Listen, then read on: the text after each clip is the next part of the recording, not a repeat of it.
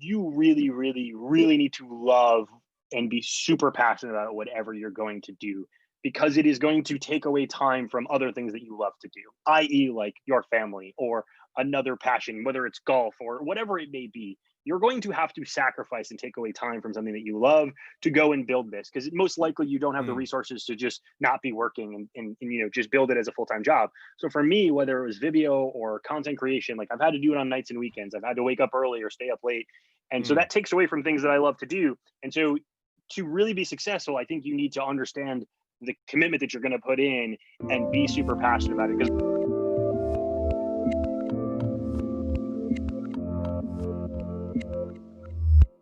Hey everyone, this is Devin Miller here with another episode of the Inventive Journey. I'm your host, Devin Miller, the serial entrepreneur that has built several startups into 7- and 8-figure businesses, as well as a founder and CEO of Miller IP Law, where we help startups and small businesses with their patents and trademarks. And if you ever need help with your patents and trademarks, just go to strategymeeting.com and grab some time to chat with us. Now, today we have another great guest on the podcast, Rob and Cancilla. Is that that's right. close? Yeah, you nailed it on All that one. right. Yep. I've heard So, multiple versions of that one, but yeah, you nailed it. all right, it's not very often I nail a name, or especially one that's not straightforward to pronounce. So I'll take it. So anyway, Rob, this is a quick introduction to Rob. So he has kind of the theme of his life is he's been passionate about video. So he went to film school, started out, graduated in communications, and then he was doing some things, and that happened. That his graduation came around. It was 9/11. The economy was tanking it. So he went to work for, I think, a reasonably early stage startup, then went to Harvard Business School and worked on project management for a bit, got an MBA, ended up going to do some consulting, and then fast forward, went over to recruiting for a bit. And then when the pandemic hit, started to go on to TikTok and do content creation for a resume platform. So a whole bunch of different pivots and different things all over your journey. That's a So pretty good summary. that's as good as I can get. So with that, welcome to the podcast, Rob. I appreciate the intro. Appreciate the time. It's funny to hear somebody else tell my story, but that's I think you hit the nail right on the head there. There's a lot of different career paths, a bunch of different startups, and an underlying theme of startups and video are probably the two things that have Mm, kind of interweaved throughout my journey, if you will, of going through multiple different startups, technology companies, and then trying to build my own stuff, mm. whether that's my own platform or my own content and those kind of things. So it's been quite a journey over the last we said they graduated in 9/11, so it's like about 20 years now.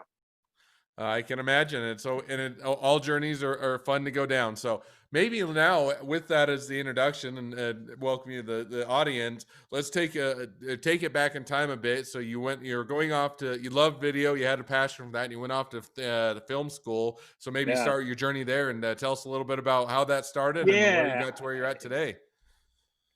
I mean, product of the 80s, right? Like an 80s kid. Mm, And then in the 90s, in the 90s, I'm in high school. And I think the 90s was like this really big, like amazing time for film. There were so many great movies that came out in the mid to late 1990s. And I just got this huge passion. And, I was fortunate enough to have parents that like said, go and follow your dreams. So I went off to film school to be the next Martin Scorsese, and quickly realized that probably wasn't going to happen. And that was like, it took a little bit of a journey in itself, right? It was kind of like, all right, well, maybe this isn't the exact path. So I ended up graduating with a communications degree to kind of give myself a little bit of a cushion if this film mm, thing didn't work out, right? Give myself some mm, options, if you will. And so that worked out great. And then all of a sudden, graduation comes around. I'd taken the summer off to go find myself, if you will, and then 9/11 happened. And so the market, as mm, everybody remembers, tanked. It feels in a lot of ways very similar to where we are right now. And so I talked to a lot of graduates right now that are struggling to find work, and I was like, I remember what that was like. mm, And so I went off and I found myself at the time it was called the .com. We didn't call them startups back then. They were still called .coms. mm, But I found myself in an early stage startup in Boston, mm, just working crazy hours all the time for like 2.5 years, 3 years. mm, We were kind of changing the loyalty program landscape with like American Express and some other big players.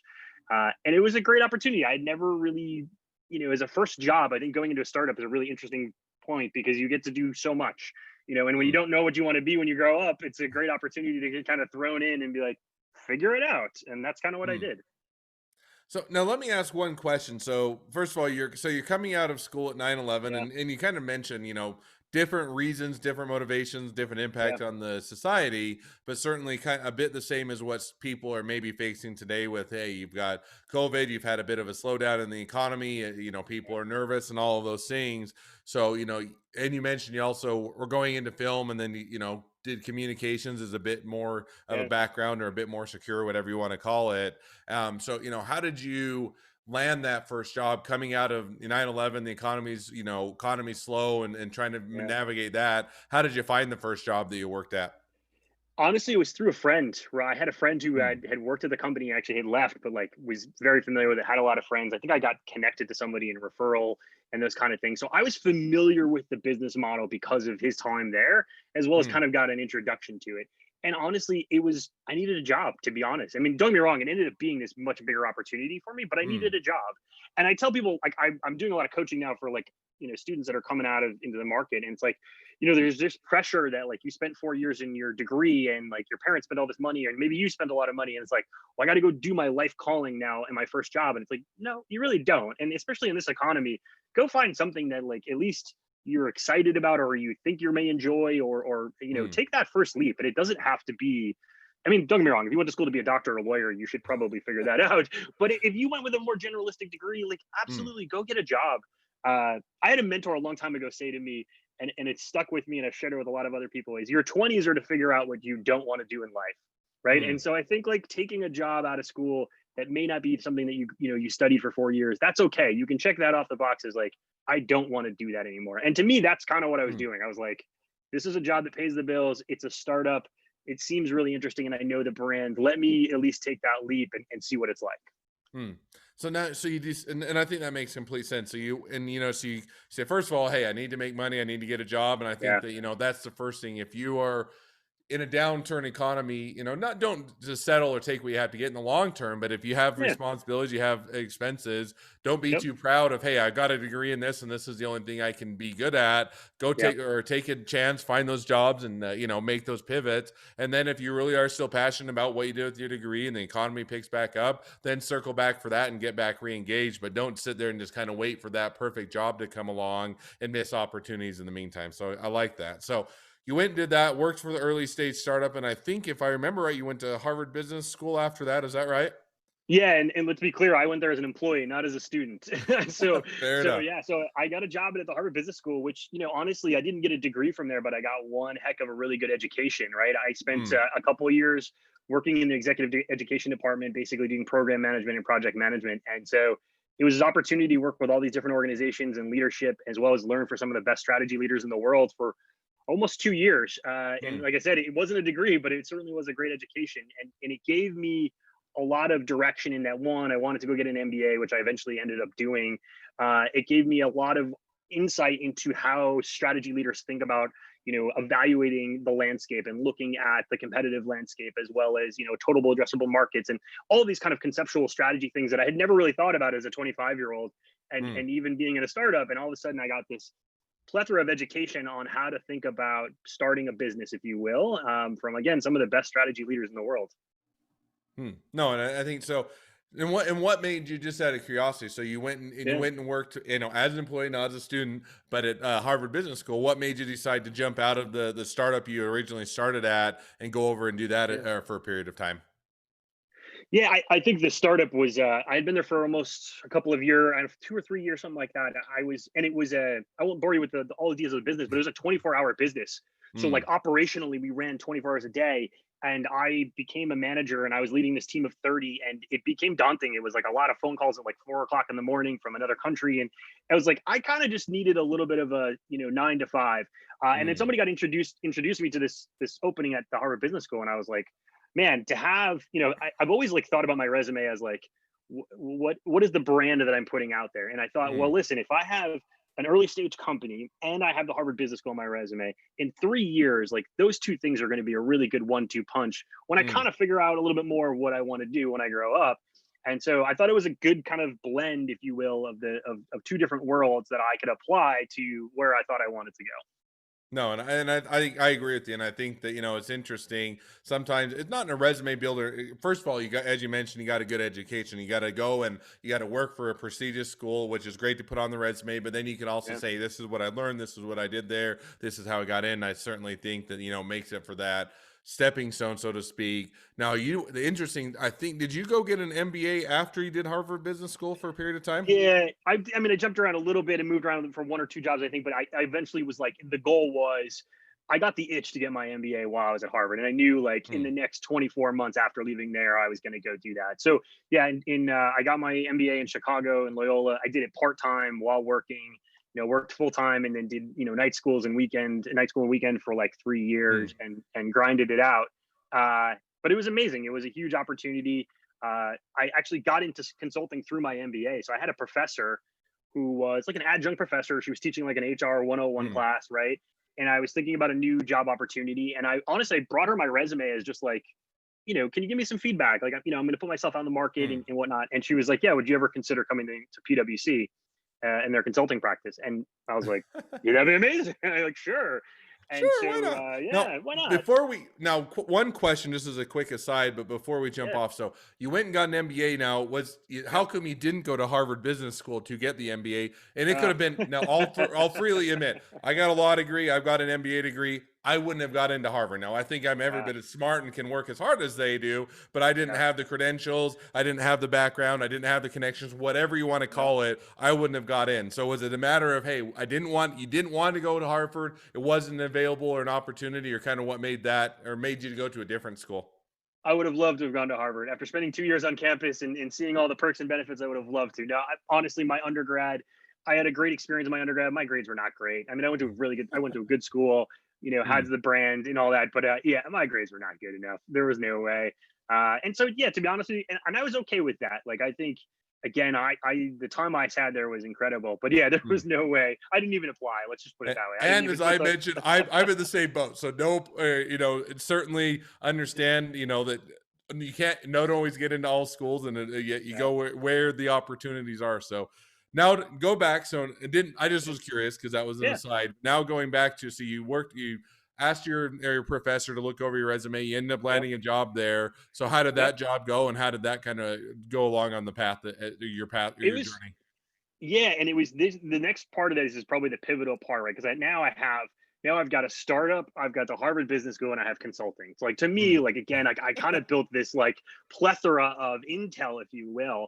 mm, And I took, every move I make, I like to think it's strategic. And so what I did mm, was I ended up in consulting and doing like competitive intelligence. So basically I was looking at the market based off of things I had learned at Harvard and basically said, okay, how do I help the firm basically make strategic decisions about who we mm, acquire, what kind of talent we go after, whatever that may be.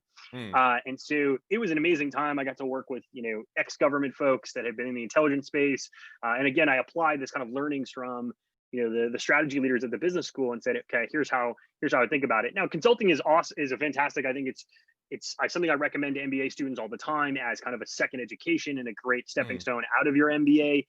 But mm. you kind of go through a crossroads where you're going to be like on the partner path and you're going to be a road warrior for the next 10 years, or you kind of go back into industry. And that's kind of the crossroad I ended up at around 3 years.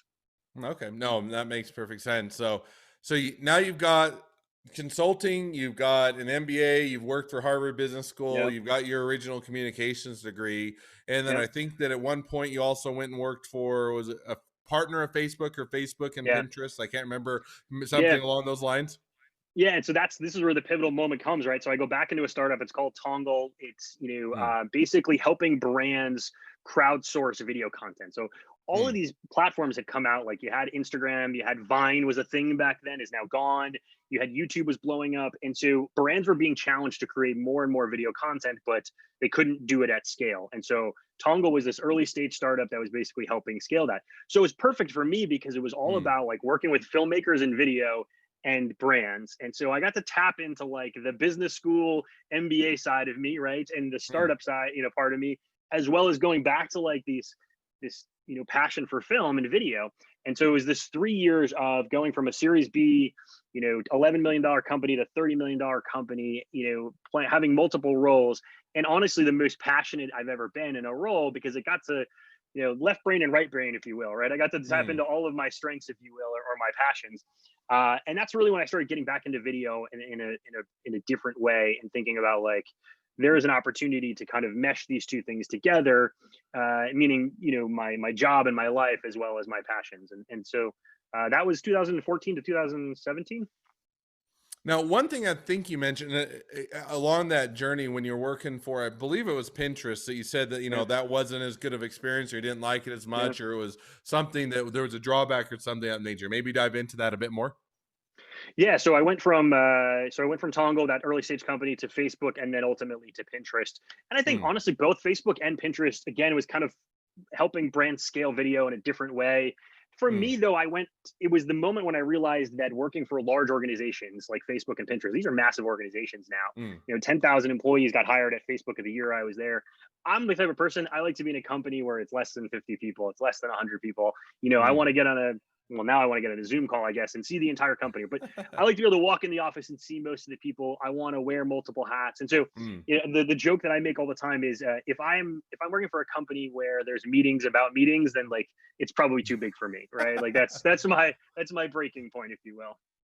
I've been in those companies. I've been in those meetings. You're like, and this old saying, or the saying that I always used to joke around with is, hey, if some companies, if they can make money by or holding meetings, they'd be a rich company. So I've Oh yeah, certainly, there's certainly some truth to that. So, and I'm probably the same way. I don't know that, if there's a good reason to have a meeting, let's have the yeah, meeting. But if it's just a meeting about meeting to plan for a meeting about another yeah. meeting, then you're like, I'd rather just get to work and actually do something. So Yeah, and I mean kindred that spirit. was really for me was for me. I mean, the technology side of it, Facebook and Pinterest are both fantastic companies. They move Mm, fast. They're very innovative, and all those things worked really well for me. But again, I was just like, I went from a 40-person company, like I said, to Facebook, which was 10,000 people got hired in the same year I was there, and it was like, I really want to get back into an early stage company, and that's been the kind of theme for me the last 3 years now is mm. working for an early stage recruiting company, trying to build my own platform on the side, creating content on the side. And I tell people all the time, my side hustles have side hustles right now, so I kind of keep finding new things to keep me going and excited about. Yeah, and I'm the same way. I always used to joke, but there's a lot of truth to it. Is that people say, "What do you do for a hobby?" or "What do you do for fun?" I say, "Oh, I'll do a startup." Like that's my fun, or that's what I enjoy doing. So I think that I certainly get where you're coming from. So you did now Facebook, you did Pinterest, you've done Yeah, all these things. So now I think that transitions into, after you did that for a period of time, you got into recruiting and doing yeah, that, and going in yeah. So that I route. pivoted. I had been in sales for like 7 years, and so then I pivoted into recruiting, which is kind of a natural parallel. They're very similar, kind of Mm, muscle memory or DNA or whatever, skill set, whatever you want to call it, or all of those above. And so I'd always really been fascinated by the talent space. I had built teams globally on multiple companies that we just talked about, and so I was always really fascinated by it. And this early stage company was utilizing technology like nobody had really done before, and was thinking about it in a different way, as well as the recruiting. We focus on venture capital firms, so we mm, focus on startups. So I was like, again, got to like play in all these spaces that are very similar to me and feel natural and allow mm, me to tap into strengths. And so, yeah, that's where I've been for the last couple of years. And then I just started building my own things on the side. I realized there were some opportunities. Most recently, I built a video resume platform called Vibio, which is a free platform mm, where job applicants can upload their resume. It kind of looks like a LinkedIn profile, but it has a 2-minute video where you can either introduce yourself or talk about your skill sets or show a portfolio, depending on mm. where you are in your phase of your career or what you're doing. But it gives you another kind of way to stand out. I think like I Now, tell people all the before time, we your resume is before very we dive backwards too looking. deep, before we What's dive that? too deep in that, and we'll absolutely will. One question I have is, so you have, so up until then, at least the path in my mind makes sense, in the sense, okay, we went and Yeah. did communications. Hey, first Yep. job you took was, you got to, apply to the jobs that are of interest, but then take a job you can take during a Yeah. down economy. You Harvard Business School, hey, it's a great resume builder. It's a great place to get experience. And then you go do startups because you're passionate about it. You do Tongo, you do some of the kind of the technology realm of Yeah. Facebook and Pinterest and those things. Now you jump over to recruiting, in the sense that, one sense it makes sense, as far as, hey, a lot of times when you're in those type of jobs, especially if they're a fast growth company like Facebook or Pinterest, they're certainly always recruiting, and you have to go through that process and figure it out. On the other hand, it's not the same as on technology. It's not the same as, you know, recruiting and finding people and finding those looking for jobs and making those Yeah. matches is a bit of a different thing. So how was that as far as, you know, was it scary to make that jump, make that transition? Was it exciting? Was it time? Or how did you say, hey, I'm going to kind of leave my comfort zone, so to speak, and go try Yeah. something new? That's a great question. It was, but it was nerve wracking. Like in the idea of, yeah, this would be like this would be a pivot in my career, right? Again, hadn't Mm, really formally been in the recruiting space, but it felt as natural a progression as I think I could find, right? And mm, so, there were some personal reasons too. Like in sales, I was on a plane all the time. I was traveling, and so there was motivation to be kind of grounded in one place, but tap into these skill sets that I had. But I won't lie. I mean, taking a career change, which had been the second time I really made a career change, mm. is always nerve wracking. But if you can find those areas where you can tap into the skill sets you already have, and you don't have to like relearn everything, right? So for me, it was I could very quickly jump in and say, here are attributes that I bring to the table that are very transferable, and here are the parts that I need to learn. But like the learning curve is a lot shorter than if I went off and I don't know, went to law school. as you said, you got a law degree in an MBA like that. That would be a learning curve I would probably not jump into right now in my career. Now that I'll give you the one, it just complete side note, nothing to do with your journey, but you know, the interesting, so my undergraduate, now talking, not stealing your story, was, Yeah, you know, I did undergraduate in electrical engineering and Chinese. And so those are, you know, they don't necessarily make sense, but I served a religious mission for my church in Taiwan. So you know, I sure. already learned Chinese, so I added that on, but I came out really with an engineering mindset of, you know, this is how you tackle problems. This is the kind of test you take. This is how you study for them. And then I went Yeah, off to law school, and I'm now competing against everybody that did non-engineering, that did like, you know, poli sci or pre-law or anything else. yep, And I go into, you know, I'd say the first year really of law school, it took me a little while to figure out not that I couldn't learn and I didn't understand the stuff, but how do I put it in the format that I can compete with my peers? That's what the professors want and everything else. And there was yep, definitely a different change of mind and a learning curve. And I always use the interesting, and you had the law school and the MBA school right next door to each other, so you literally, I'd walk across the sidewalk and I was at the other building. But I do law and it was very analytical and you wrote it in a specific way, and then you go to MBA school, I'm like, half of this is fluffy stuff, like it's a kind of a feel good. I'm like MBA had about 50% that I really liked and 50% I just felt as fluff. So I get the absolute change in mindset and trying to kind of change in gear, and you're having to relearn or figure out new ways to apply the things that you know. no, absolutely. Yeah, it's funny about the law school and the MBA. Where I got my MBA, half of my classes were in the law school building, and so like I was like, is it always strategic that every MBA program has the law school right next door to it? I don't know.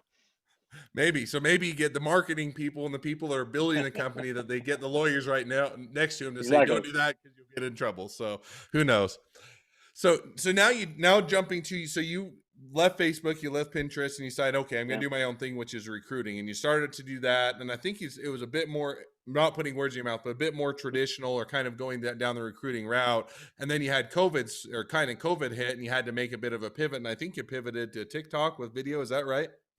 Yeah, so no, a couple of things. So yeah, so I'm still recruiting, right? Mm, But so I'm recruiting for a company that's not mine, and then I'm building this video resume platform on the side, right? And mm, so it's something I'm passionate about, and I'm trying to figure out if the market is there for it.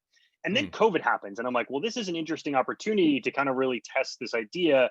A bunch of people are going to be looking for work. They're going to be looking for ways to differentiate themselves. My platform, it seems like a really good opportunity. So I'm also leaning in towards a younger audience. It's video, mm, so I'm thinking this has to be, probably going to lean in toward, or younger audience is going to lean in. mm, So I do my research. I know the social media platforms from my time at Facebook and Pinterest, and I'm like, all right, well, TikTok is kind of blowing up right now. Let me mm, lean into the idea of that audience and talking to them about video as a way to get a job. And so I started going on TikTok. I started creating content, and I didn't want it just to be very self-righteous and just content about this platform I had created. So I started doing broader content, and then started expanding out and out and more and more and more, and just doing job search tips and career advice and whatever. And then that just took off. And then now it's, kind of a mm. massive audience that I have, where I kind of help educate this journey that I've been on through, consulting and startups and all these other things. And then it's come into a content. And so now I'm literally talking about two other businesses that may stem off of TikTok, which all just started because I wanted to educate an audience about a previous business. So it just happens. It kind of evolves. Now, one question on that, because, and it's a question that I think people, whether, and it can be podcasting like I do, Yeah, and or TikTok, Facebook, Pinterest, and a lot of things. But you're trying to go organic. When you take to the TikTok audience, you're saying, okay, I'm going to provide a bit of an educational value to yep. younger demographic that may be looking for jobs and downturn in the economy. How do you monetize that, in the sense that, it's one thing to put out a lot of content, maybe, if you get a viral video and it has millions Yeah. or billions of views, like the shark song or whatever, and I don't ever listen to that one, but you get enough views and you can actually monetize it. But for the Yeah. most of the videos and most of the content, you're not going to monetize it to a level to really make a business around it. So as you're Yeah. starting to dive into TikTok, put out that content, help the younger audience, is it just a pure altruistic, I'm going to help them out? Is it a way to drive people to your business and using you as a recruiter or other services? Or kind of, was there a thought, or what was that kind of platform, or how did you engage that? Yeah, at first it was more just education and trying to get people to like use our original platform and test it and learn from it. And then it Mm, evolved into whatever it's about to become. And right now I'm evaluating that on a day-to-day basis of, is it a coaching business? Is it a coaching business and something else? Is there another technology play? How much of the video resume, Vibio are we going to lean in on? So there's a mm, bunch of things that we're trying to figure out. The good news is when you build a large enough audience and you start to learn from the audience, the mm, monetization part actually kind of starts to come organically. You start to figure out like, what do people want? What do they need? What value am I creating today? And how do I take that value and expand it out into a monetization strategy? And so, honestly, that's like evolving in real time. But it is fascinating to see, one taking that video part of it, right, and starting with Vibio, which is a video resume platform, and then expanding it to what TikTok is today, and seeing where that's going to go tomorrow is just kind of day to day, but it's pretty amazing, and it gets me up every day, and it gets me excited in that entrepreneurial spirit. It gets me excited mm, because it's video, and it gets me excited because I like helping people find jobs. I mean, I've jumped around in my career. We just talked about it. I've had a mm, lot of jobs, so not only have I been a recruiter, a lot of the tips that I give are like, this is how I pivoted my career three times. This is how I got mm. a job at Harvard, at PwC, at Facebook. Like these are proven theory, like practices. These aren't just like made up stuff that I read on LinkedIn. Like this is the stuff I've used, and you can use it too. Mm. No, and I think that completely makes sense. And it's interesting. So as with a lot of people, you start out your career, you Yeah, do your own thing. You work for another company. You never really think about recruiting. You're never on the other side of the recruiting table. Now, as I've shifted my career and start my own firm and some of my own companies and startups and that, and we've been hiring and doing different things. It's always yeah, interesting, the things that you look at on resumes and the things that you look at when you're recruiting, is to the tips you, yes, that's a good thing, or no, I'm not even going to entertain them. One of my things, just as an insight that I found, that for me, is if somebody's reaching out to, if I post a job and they express interest and I reach out to them and they blow me off or never come back, that's an automatic no for me. If I'm even trying to hire you, before I'm even trying to hire you, you're not showing up to the interview on time, or you're not yeah. being responsive, you're not actually responding to emails, then I'm going to hate you as an employee, because it's never going to work out. So it's always just interesting, as kind of a side note, of how, the simple things that can get you in the door or not get you in the door, and how so many people don't think about that, and you don't realize, oh, if I'm 10 minutes late. I'll give you my best one that I had to do. Either I simply just said, I'm not going to hire. I was a little bit nicer, but I said, this isn't going to work out.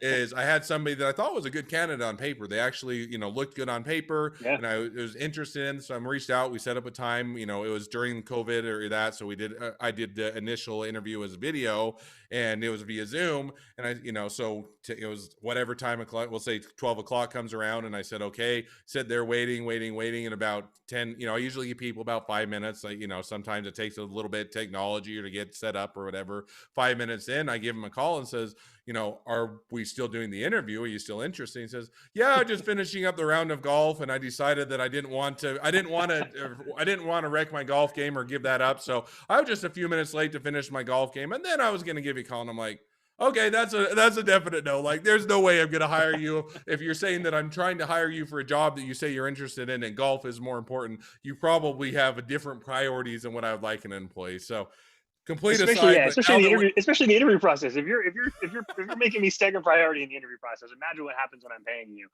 and I'm like, at least lie better. Like, just say, hey, I had something come up. I was a few minutes late. I profusely apologize, but I'm definitely interested. Like, don't tell me that you're going to play golf and that's the reason why you're standing me up is because you want to play one more hole of golf rather than do the job interview. So there's my complete aside and my rant. But now going back to your journey, and so you take now, so you've got TikTok, you've got COVID, you've made the pivots. Next six Yeah. to 12 months, where do you see that taking you? Yeah, so a couple of things. So probably going to go pretty. I'm going to go into this coaching business. Is kind Mm, of one area that came out of TikTok. I'm going to redo Vibio, the video resume platform. We're going to kind of play around with that a little bit more. We've taken a bunch of learnings from it, and we're going to try to revamp that a little bit and see where that goes.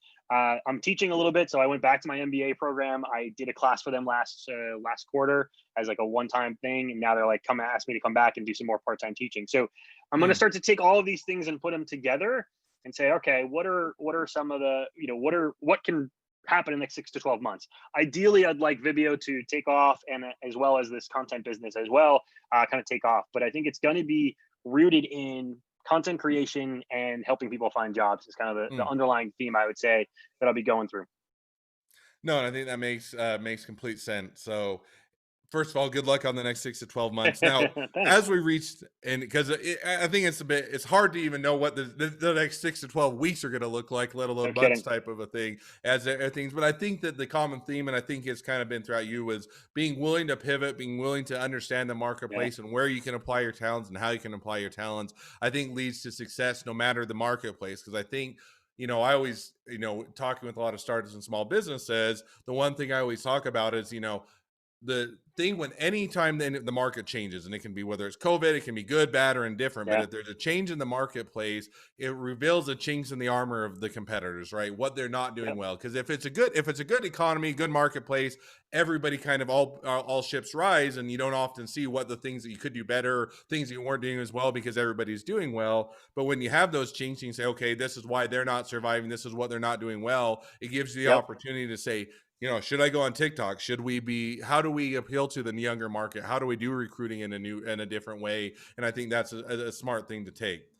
With all of that, so now we're going to, as we wrap up the podcast, and we have, I'm sure, a lot more rabbit holes and things that drive me nuts with the recruiting process that we could talk about, maybe for another day. But as we wrap up the podcast, I always ask 2 questions at the end, so we'll jump to those now. So the first question I'll ask is, along your journey, what was the worst business decision you ever made, and what did you learn from it? Yeah. So Vibio, which is the video resume platform, I think when you're starting out, you want to name the company, right? Like it's like this weird starting point where you're like, I know what I want to do. I want to build this video resume platform, but like, what is the actual name of the company and the brand? And it took us Mm, forever. Me and a friend of mine started it. There's a text thread somewhere that's like 200 text probably that just names back and forth. And then you're also trying to figure out like, how do you get a .com or a .io? Like, how do you get a name that you can put into a decent website, right? And so we came up with Vibio, which is this play on like video and bio kind of thing. And we're like, that mm. that makes sense. We did a ton of research. There's nothing really out there. So we're like, good. We get the IO, Vibio.io, we get the website, and then we go build it. And we're working with a designer and an engineer for like 60 days. And all of a sudden, one night I get a Slack in the middle of the night, and the engineer's like, hey, are you familiar with the other Vibio? And I was like, uh, No? no. So quick Google search. And the first thing that comes up is when sex meets tech. And it was like a Bluetooth vibrator company called Vibio. And I was like, you gotta be kidding me. So if you Google Vibio, you should scroll down to the US version video resume platform, not the other one. And yeah, honestly, like I don't know if we could have avoided that mistake. Maybe if we just kept checking, because when we first, they must have launched in between the time we got the name and before we got to market. But man, Mm. like you try to build a brand with a name, and you start there. And for us, it was and so we literally were like, should we change the name? And we're like, yeah, who knows? It'll be maybe a funny story, and maybe we won't even make it. It won't even matter. So we're like, forget it. Let's just keep it and go with it. So yes, my video resume company shares the name with a vibrator company out of the UK. All right, that is one of the top ones. I like that mistake just because it's a unique one and a memorable one. So, who would have thought that you would have come up with just randomly the same name as a completely different company in a completely different industry? Oh, Yeah, that's completely funny. different country. Yep. So yeah. All right. So Be now we'll careful jump what to you name your this. company. That's what you should need to just take away from me. Be careful what you name your company and do Yes, your research and due diligence. that's right. There's a very good lesson to learn there. So, all right. Second question I always ask is, so talking to someone that's just getting into a startup or a small business, what would be the one piece of advice you'd give them? Yeah, and this advice has probably been given, but I think it's worth mentioning again. Is like you really, really, really need to love and be super passionate about whatever you're going to do, because it is going to take away time from other things that you love to do, i.e., like your family or another passion, whether it's golf or whatever it may be. You're going to have to sacrifice and take away time from something that you love to go and build this, because most likely you don't have the Mm, resources to just not be working and just build it as a full-time job. So for me, whether it was Vibio or content creation, like I've had to do it on nights and weekends. I've had to wake up early or stay up late. And so mm, that takes away from things that I love to do. And so to really be successful, I think you need to understand the commitment that you're going to put in and be super passionate about it. Because there's going to be days and nights when you're like, I don't want to do this, or I'm too tired, or I've got other things to do. And you got to kind of find a way to push that through. And I think if you're really excited about it and it mm. moves you, then it's a very different thing than saying, well, I just want to make more money or I just wanted to go do this. And so you probably heard that before. It's probably a little cliche, but I do think as I've been going through it the last 6 months, if Mm, I didn't love video, I would not be creating a video every day. Like that would, mm. it would, then there's days I don't want to create video, but it pushes me through and I find a way to do it. No, and I always kind of talk about, I think that one is to find your passion, but you have to find a passion that people are going willing to pay you for, right? In the sense that too often you Exactly. just hear the cliche, "Oh, follow your passion, follow your passion." I'm like, well, yes, follow your passion is a good thing, but if you're, if I'm passionate about, I use the example, passionate about basketball, it doesn't matter Yeah. how passionate I'm about basketball. I'm not going to be an NBA player. I don't have the skills, and I'm way too old, and list goes on and on. I can be as passionate about playing basketball as I want. Now, you may be able to find, hey, my passion is about basketball. Now I'm going to go into sports analytics, or I'm going to go into Yeah. trading, trading cards. And I don't do trading cards. I have no idea if they're still valuable or not, but those type of things. They're But coming now you back, I have to heard. find where your passion meets something that people are willing to pay you for, and then that's I think where the sweet spot is. But I like your feedback on that, or your No, I think that's spot on, right? To your point, like your passions, you do need to recognize the market and see where it yep. is. I mean, for me, it was like recognizing that TikTok was blowing up and that video was still very much a medium that people are leaning in on. But I agree with you. Like you can be super excited about something, and if the rest of the market isn't, then yeah, you're probably not gonna be able to monetize it. And it's probably going to be a challenge. Or the journey to that monetization is going to be so long that by the time you get there, you're gonna be like, I don't actually love this anymore.